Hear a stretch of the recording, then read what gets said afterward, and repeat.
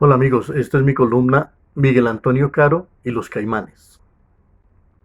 Siempre me he preguntado por qué Miguel Antonio Caro es tan buen traductor y tan modesto creador. Y me digo que en esto se esconde el secreto de una relación con el mundo. Caro toma muy en serio el mundo helénico, donde ocurren los hechos de la Eneida, el libro que tradujo de un modo admirable, y también el mundo latino en que esos hechos se relatan, porque esa es para él la realidad verdadera. En cambio, no toma tan en serio la realidad de su mundo físico y de su propio tiempo. Más bien cree sinceramente que su país debe ser una réplica de ese mundo clásico que tanto admira, y en eso se parece al clero de su tiempo, para el que vivir en el mundo real es un accidente, porque el mundo verdadero es la grandeza de Europa, las convulsiones de su historia, la nave de la cultura cristiana de Occidente. No viven en el mundo, viven solo en la lengua, pero el gran desafío de la historia es vivir en la lengua en diálogo con el mundo, creyendo en él. Aquí lucharon siempre con el mundo. Había que domesticarlo, transformarlo, convertirlo en Europa, civilizarlo, cristianizarlo, modernizarlo. Y no podían impedirse obrar así porque para ellos la realidad del mundo que les parecía civilizado era irrenunciable, su prestigio indudable, su superioridad indiscutible. Convertir a América en Europa fue la tarea descomunal que se propusieron. Para ello, con respeto, con admiración, sin advertirlo, deformaron la idea de Europa y desgarraron a América. Era temprano para oír el grito de Kafka: en tu lucha con el mundo, apoya al mundo.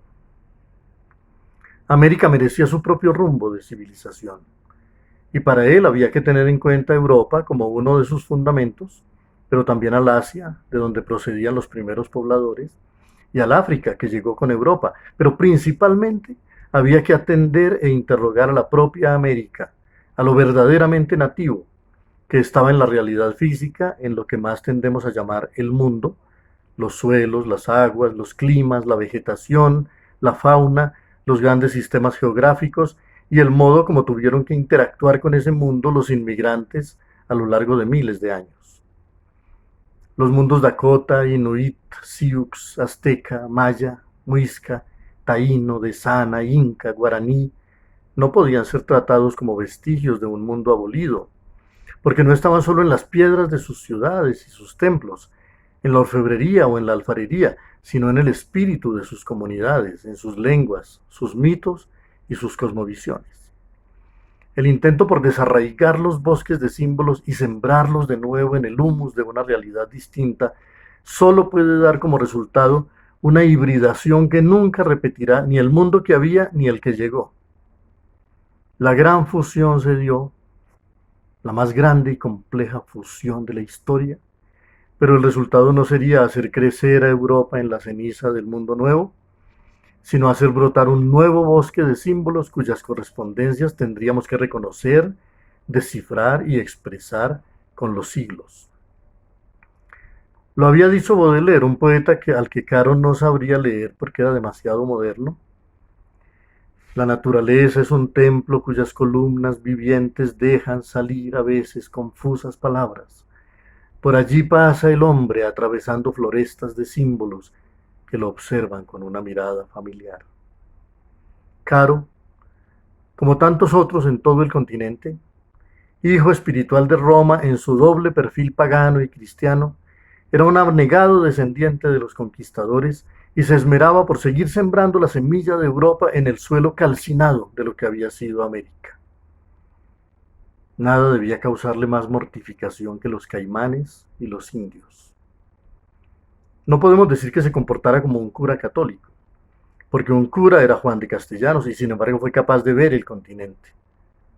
Caro solo era capaz de ver el contenido, y este, en el ámbito de la cultura, parecía ser solo el precioso conjunto de creencias y de sueños, el cristal talismánico de la lengua latina, el camino del espíritu hacia la bienaventurada ciudad de Dios. Podemos dedicarle los primeros versos de su propia traducción de Virgilio. Canto asunto marcial, al héroe canto, que de Troya lanzado a Italia vino, que ora en mar, ora en tierra, sufrió tanto de Juno rencorosa y del destino, que en guerras luego padeció quebranto, conquistador en su país latino, hasta fundar al fin con alto ejemplo muro a sus armas y a sus dioses templo. Es la tragedia del gramático. Mirar con miedo esa frontera en que la lengua deja de ser de mármol y se hace de viento. Ese contorno en que la lengua se desgarra y se hace porosa para asimilar el mundo en que actúa, para dialogar con él y para dejarse modificar por él. En tiempos de Caro la lengua lo estaba haciendo de un modo más activo que nunca. Al beber el soplo doliente y festivo del Caribe se convertía en la lección de Martí y de Gutiérrez Nájera. En los puertos de Venezuela, al contacto con el inglés y el alemán, se convertía en las músicas y las ironías de Pérez Bonalde, hijas de Poe y de Heine.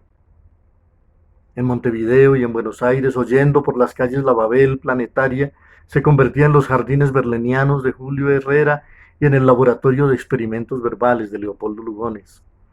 En la propia Bogotá, respiraba brevemente en el alma musical de José Asunción Silva.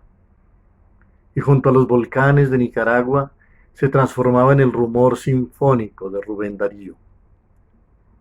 Caro se encerró en su taller con la lengua de Virgilio amonedada por él en lengua castellana y se dispuso a emprender su obra inmortal, construir el cántaro de bronce que contendría a Colombia, pero lo hizo como el gramático que no alcanza a ser poeta. No del modo liberador como Darío y Martí estaban acogiendo la modernidad, sino del modo normativo y ciego con que el espíritu conquistador luchaba con el mundo apoyándose solo en sí mismo. Por eso no pudo hacer un poema, como Dante, sino apenas una constitución. La constitución que contuvo a Colombia en el molde del siglo XIX, permitiéndole vivir, pero incapaz de liberar sus fuerzas creadoras, porque era apenas la expresión de un mundo que se negaba a aceptarse plenamente. Su memoria indígena, la sensualidad, el colorido y el ritmo de su memoria africana, y esta naturaleza que había deslumbrado a Humboldt, sus complejas regiones, que querían pegar un grito, pero tenían que bajar la voz. Así se consumó una tragedia de la que Caro no fue el inventor, sino apenas el vocero. La de esta región, que a pesar de su tremenda complejidad americana, seguía más tiranizada que ninguna por el deseo de ser Europa, por el colonialismo intelectual y estético. Lo que haría de Colombia un país postrado en la veneración de los mundos remotos, y del colombiano el ser menos capaz de apreciarse a sí mismo y por ello de entenderse con sus semejantes.